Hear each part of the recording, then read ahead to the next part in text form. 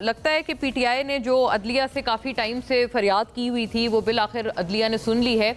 और मज़े की बात है वो तब सुनी है कि जब 26वीं आईनी तरमीम का बाकायदा पैसेज हो चुका है और जो आईनी बेंच है उसकी तश्कील भी हो चुकी है, जिसके बड़ी अशद खिलाफ थी पाकिस्तान तहरीक इंसाफ। हर पैमाने पे हर जगह पर पीटीआई ने उसको अपोज किया। बट आई थिंक अभी तक तो एक बड़ा अच्छा कल की बहुत अहम पेशरफ्त है कि उसके ऊपर बड़ा एक अच्छा इनको पैगाम दिया गया है कि जो पीटीआई ने जितनी भी दरख्वास्तें की भी थी कि ये मामला अदालत टेकअप करे, ख्वाह वो इलेक्शंस ऑडिट का मामला हो या 9 मई पे जुडिशल कमीशन की मांग हो या इमरान खान साहब को केपी मुंतकिल करने तक का जो मामला है वो हो, ये तमाम तर मामले अब ये गोया 26वीं आईनी तरमीम के बाद अदलिया ने टेकअप कर लिए हैं। और ऑब्वियसली अगर इनका कोई नतीजा निकलता है तो ये पीटीआई के लिए इस तरह से फेवरेबल होगा कि एटलीस्ट अदालत ने मौजूद अदलिया ने जो एक पुकार गुहार लगाई जा रही थी उनकी तरफ वो सुन ली है। एंड इम्पॉर्टेंटली नाजरीन ये भी बात दुरुस्त है कि अगर कोई किसी को भी ग्रीवेंस है, किसी की भी कोई शिकायत है तो उसका अजाला कहाँ होता है? उसका अजाला करने के लिए यही जो इदारे हैं और मौजूद अदलिया है, इसी की तरफ एक आम शहरी से लेकर एक बावसूख वज़ीर आज़म तक हर कोई इंसाफ के हुसूल के लिए सिर्फ अदलिया की ही तरफ देखता है और अदलिया का ही रुख करता है। तो अगर अदलिया को ही ये मामलात सौंपे जाएं और अदलिया ही इनको टेकअप करे तो नथिंग बेटर देन दैट। यही तमाम तर चीज़ें हैं and this is how things should be. एक तो ये फंडामेंटल जो बेसिस है ये इस मेरा ख्याल है ये अपनी जगह एक बड़ा इंटैक्ट हो गया है, फिक्स हो गया है इन तमाम तर मामलात के टेकअप होने से।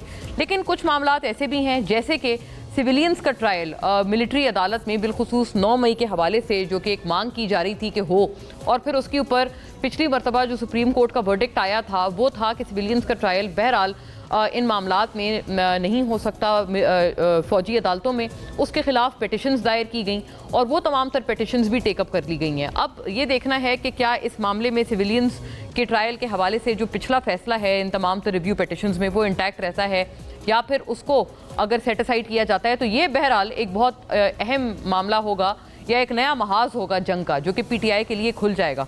इसके ऊपर बात करेंगे। फिर नाज़रीन, कौमी हुकूमत की जो बाज़गश्त कुछ ऐसे लोग कर रहे हैं क्योंकि हमारे सुनने में आया है और from very relevant reliable sources के फवाद चौधरी साहब जिनको आप अभी स्क्रीन पर देख रहे हैं उन समेत मुसर्रत चीमा, कई सारे ऐसे लोग हैं पुरानी पीटीआई के जो कि अब नई एंट्री मारने वाले हैं पीटीआई में और नई क़यादत पुरानी क़यादत मिलकर एक बड़ा दिलचस्प किस्म का कॉम्बिनेशन बनाएंगे, एक मिक्स बनाएंगे, एक रीमिक्स्ड होगी ये पीटीआई।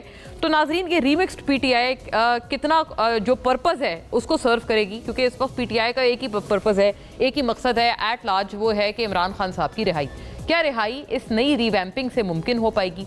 जो नई क़यादत से बेहतर रवाबित ये लोग ले पाएंगे इस्टेब्लिशमेंट के साथ ऑन बिहाफ ऑफ पीटीआई, ये कुछ बेहतर डीलिंग कर पाएंगे विद द इस्टेब्लिशमेंट, ये भी एक तवक्को रखी जा रही है। क्या ये तवक्को दुरुस्त है? इसके ऊपर भी बात रहेगी।